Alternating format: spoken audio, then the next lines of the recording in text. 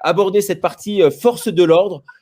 Capitaine, vous pouvez nous dire comment vous voyez, vous, les choses d'un point de vue presque régalien aujourd'hui?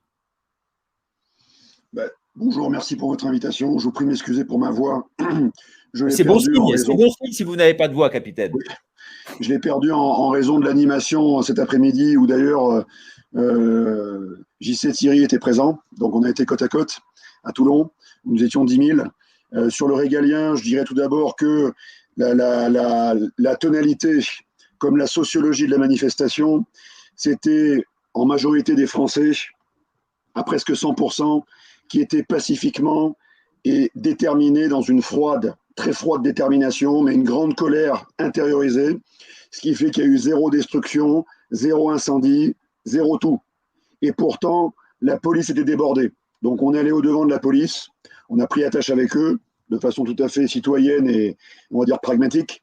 Les policiers étaient une vingtaine, pour une raison très simple.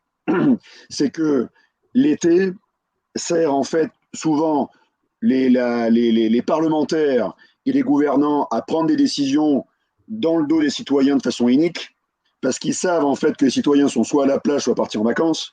Et d'ailleurs, les effectifs de police sont plus bas.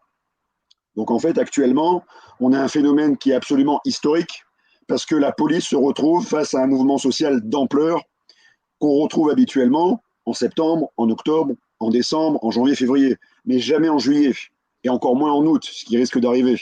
Donc au niveau régalien, l'État est dépassé parce qu'il n'a jamais imaginé, anticipé un tel scénario. Mais en même temps, avec le nombre de choses qui nous ont imposées à nous, citoyens, il fallait qu'ils s'y attendent. Ils ont touché à notre liberté, ils ont touché à nos enfants et à leur avenir. Nos passaranes, on se mobilise et on les bloque. C'est formidable de voir quand même un capitaine de gendarmerie parler de la sorte. Aujourd'hui, on a vraiment l'impression que dans les forces de l'ordre, ça bouge énormément. Je veux dire, je ne vais pas parler Si de vous moi, mais permettez, je traverse la France, je vais absolument partout. Et c'est vrai que je vois qu'ils ne baissent pas les casques, mais presque aujourd'hui. On en est presque là, il faut le dire, non? C'est la température ambiante. Ils ont du souci à se faire quand même du côté du ministère de l'Intérieur aujourd'hui, non? alors, si vous permettez, je rectifie en disant que tous les officiers des armées comme de la gendarmerie sont propriétaires de leur grade à vie, comme un docteur, un professeur, quoi que ce soit. Donc moi, j'ai démissionné en 2013, pour être très clair avec tous les Mais bien auditeurs. sûr, mais vous avez quand même aujourd'hui, vous êtes un ancien gendarme et vous avez bien sûr des pieds dans le milieu et bien sûr des antennes et ô combien nombreuses.